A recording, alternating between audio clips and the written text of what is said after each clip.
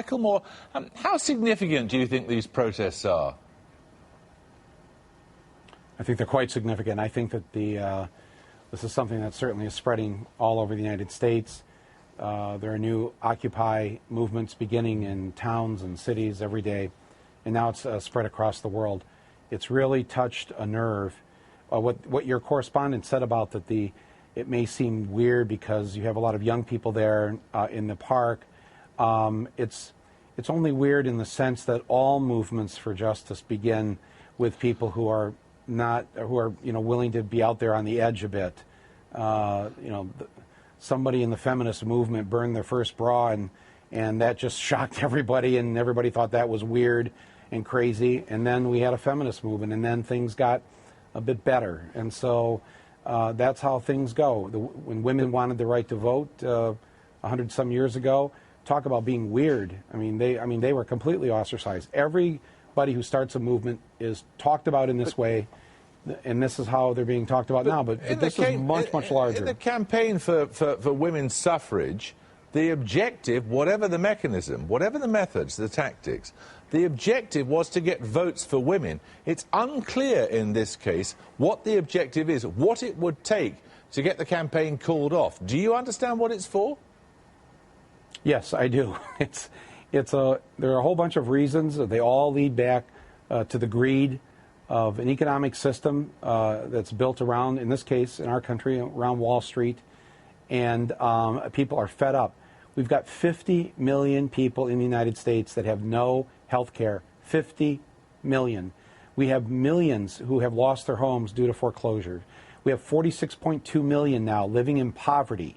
That's at least 13 to 18 million kids every night going to bed malnourished. So you have millions of people who've been abused by this system, and they've had it. And I think it's enough. Remember, we're just in the first 30 days, 31, 32 days of this movement. It's enough that people have just gotten up off the sofa and gotten involved. It's enough that people have pushed through their despair to say, you know what, I'm not going to just sit by and do nothing. So first you have to get up and move. That's what people have done. We're in that first phase right now. This will grow into something with various political demands to upend this system that has caused so much pain for so many people. You say upend this system. Is the objective to reform capitalism or to end it? Depends on who you ask. As far as I'm concerned, it has to be ended. I think it's an evil system. And I'm talking about 21st century capitalism. I don't want to hear a lecture about what Adam Smith intended or whatever. I'm talking about a system now that's set up so that the richest 1% get 40% of the pie. A system where the richest 400 Americans have more wealth than 150 million Americans combined. But what do you want to replace it with? In a with? democracy, what we have to, it's not about replacing it with. It's not about replacing it with something or going back. You see, here's I think what's confusing, especially some people in the media. They're wondering why aren't they participating in the political system the way it's always been done? Well, the way it's always been done has got them here. They aren't interested in that. They're not interested in passing a particular bill in the Senate or having a congressman say the right things to them at this point. But you've just told us this is going to end up with political change. How are you going to get political change then, if not by political action?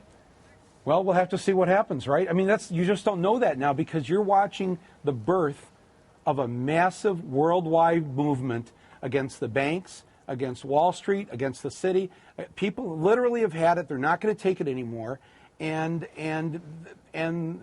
things are going to happen. We just don't know that now because we're really in the actual birth of this movement. So what do you imagine will replace capitalism at the end of all this if the movement's successful? I think what people would like is a democratic economic system. In other words, if we say we live in democracies, we should have economic systems that the people have a say in how these systems are set up, how they're run, and that the pie is divided fairly amongst the citizens, and that those who have more are taxed more so that they have to pull what is their fair share of the weight. That is ultimately what people would hope. When I was a kid, people really weren't mad at rich people because the rich people, they built the factories, and it was kind of like okay, well, they gave my dad a job, and now we get to have a house and we have a car and the kids get to go to college. That's all gone now because the rich, there was never really enough for them. They had to keep they wanted more and more. There's just like enough is the dirtiest word in capitalism. We need an economic system that's fair and just and democratic. That's not what capitalism is now. And I'm afraid the people, this isn't just me saying this, the people have had it and they want something new, and maybe something new will have to be invented out of this.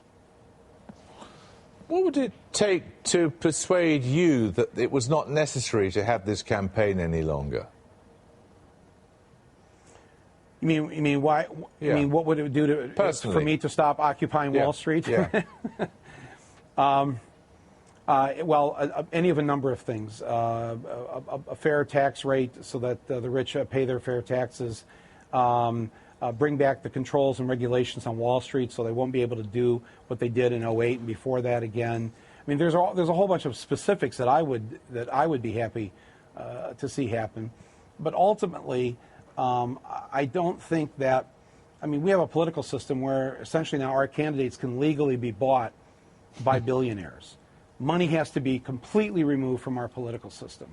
And there is a declaration. If you go online to the Occupy Wall Street website, there's a declaration that the General Assembly voted on down there, and you can see 19 or 20 different points that people are concerned about. It's not that people haven't expressed these concerns. It's just that it's not like the old way where it's, let's get somebody elected president. Let's get that bill passed in Congress. We're way beyond that now. We're not into fixing or reforming or tweaking. This is just simply has to end. The way of doing business as we know it has to come to an end. Michael Moore, thank you.